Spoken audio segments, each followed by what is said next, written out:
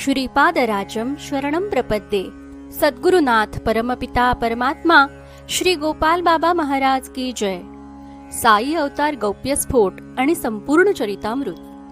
श्रीपाद म्हणाले, बेटा हनुमंता, तू फार बुद्धिमान आहेस। जे शक्ती प्रभाव माझ्यात आहेत ते सर्व तुझ्यात पण राहोत।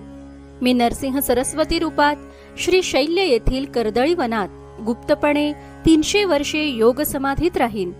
नंतर प्रज्ञापुरात म्हणजे अक्कलकोट येथे स्वामी समर्थ म्हणून विख्यात होईन। ते शरीर सोडण्याची वेळ आल्यावर साई रूपाने तुझ्यात अवतरेन। मीच तुझ्या रूपाने अवतरलो हे स्पष्टपणे प्रकट करीन। तू माझ्या समर्थ सद्गुरु अवतारानेच विख्यात होशील।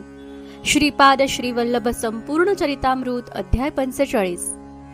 श्रीपाद श्रीवल्लभ संपूर्ण चरितामृत म्हणजे अदृश्य साखळीतील एक एक दुवे कड्या जुळवून श्रीपाद श्रीवल्लभ अवतार परंपरेची दैवी साखळी प्रकट रूपात आपल्या समोर मांडून ठेवणारा ग्रंथ आहे।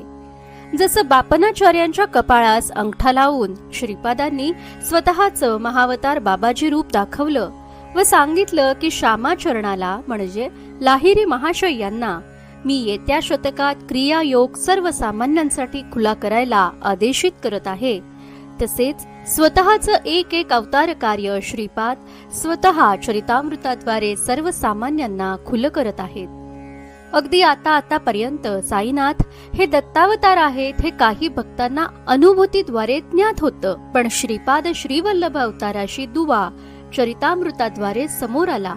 साईबाबा हनुमंत अवतारात शिर्डीत आले, पण त्यांनी आधीच श्रीपादांना वचनबद्ध करून ठेवले होते की अंशावताराचा अवतार समाप्त झाला की म्हणजे त्या अंशावताराची समाधी झाली की शक्ती मूळ अवतारात परत जातात, पण साई अवतारात तसं होऊ नये म्हणून श्रीपादांनी हनुमंतास वरील आशीर्वचन दिलं की मी स्वामी समर्थ शरीर सोडून तुझ्यात शिर्डीत साई रूपाने अवतरेन।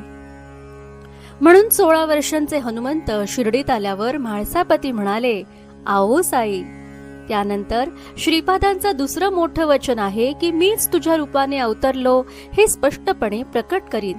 हेच श्रीपादांनी चरितामृतात प्रकट केले आहे।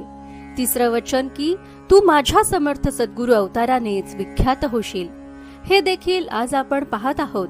आसेतू हिमाचल गावोगावी घरोघरी साईबाबांचे फोटो, दैनंदिन पूजा आरती प्रार्थना यथासांग सुरू असून महिमा अजूनही दिवसागणिक वाढतोय।